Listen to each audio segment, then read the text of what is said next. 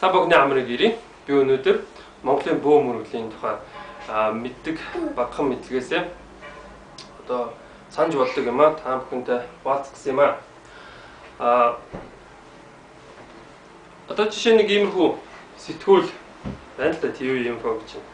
Тэгээд тэрний одоо 11-р хуудсан дээр нь соёмбны тухай тайлбар дээр соёмбны дунд ертөнцийг үүсгэсэн одоо хүч галт шороо ус байхаас гадна дунд нь шим ертөнц буюу хүний арга билгийг дүрсэлжээ гэж. Энэ ингэж одоо нэг хоёр хуваагаад хоорондоо эргэлцсэн ийм эндээ нэг ийм нүхтэй сүлд нь одоо хүний арга билгийг одоо биелэгддэг юм гинэ.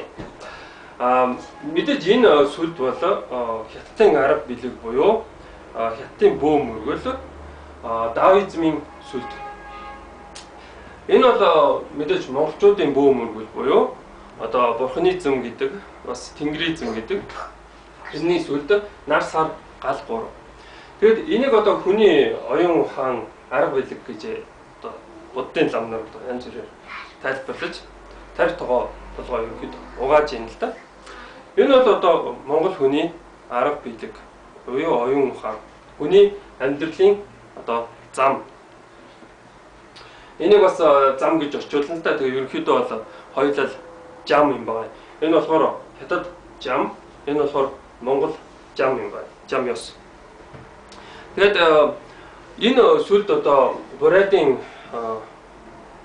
туг далбаан дээр байгаа. Монгол улсын туг далбаан дээр байгаа.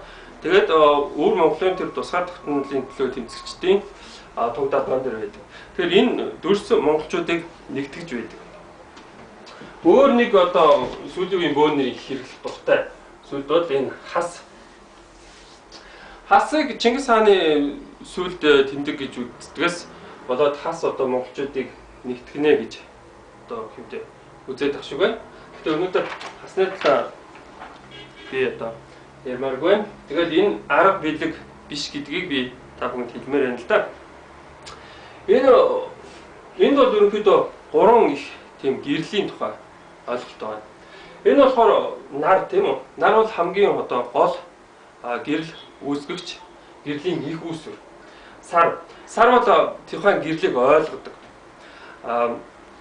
Гар бол одоо тэр гэрлийн хуримтлсан одоо үр дүн буюу одоо нарны гэрлийг шингээгээд тэр шингээсэн гэрэл маань гал болдог. Тэгэхээр хүн энэ бол өнгөрсөн үе одоо ирээдүй гэдэг. Гал боломт бол ирээдүй, нар бол одоо үе, сар бол өнгөрсөн үе.